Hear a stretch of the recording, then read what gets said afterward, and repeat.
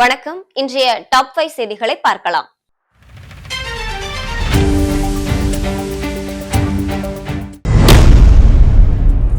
பள்ளி மாணவர்களிடையே படிப்புதான் வளர வேண்டும், ஆனால் ஸ்டாலின் ஆட்சியில் வன்முறை போக்குதான் அதிகரித்து வருகிறது என்று அதிமுக பொதுச் செயலாளரும் சட்டமன்ற எதிர்க்கட்சி தலைவருமான புரட்சி தமிழர் எடப்பாடியார் விமர்சித்துள்ளார். கொலை வரை நின்றுள்ள இந்த மோதல் வெறியை கட்டுப்படுத்த தவறியதற்கு பொம்மை முதல்வரின் அரசு வெட்கப்பட வேண்டும் என்றும் தனது எக்ஸ் சமூக வலைதள பக்கத்தில் பதிவிட்டுள்ளார்.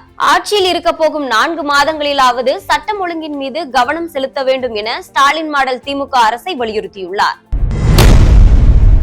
சென்னையிலும் புறநகர் பகுதிகளிலும் மோசமான நிலையில் இருந்த சாலைகள் வடகிழக்கு பருவமழையால் மேலும் சிதைந்து சின்னாபின்னமாகி வாகன ஓட்டிகளின் உயிர்களுக்கு அச்சுறுத்தலை ஏற்படுத்தி வருகிறது.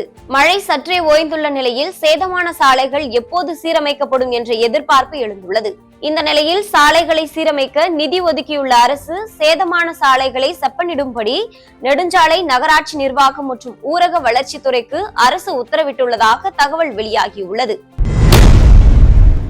SIR படிவத்தில் தவறான தகவல் கொடுத்ததாக நாட்டிலேயே முதல் முறையாக உத்தரப்பிரதேசத்தை சேர்ந்த குடும்பத்தினர் மீது PNS மக்கள் பிரதிநிதித்துவ சட்டத்தின் கீழ் வழக்கு பதிவு செய்யப்பட்டுள்ளது.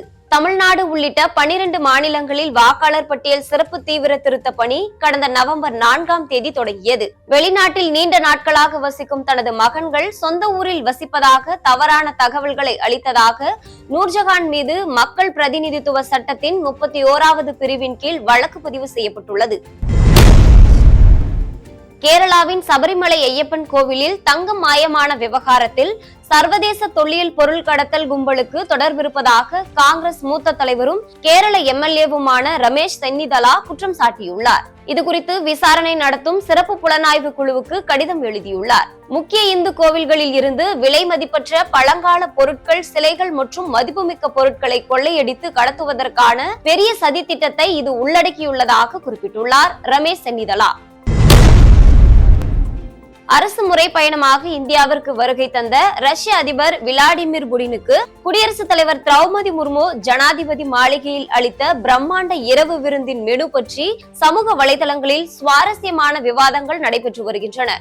இரவு உணவில் சிறப்பு டிஷ்ஷாக காஷ்மீரி உணவான குச்சி தூண் செடின் பரிமாற்றப்பட்டது.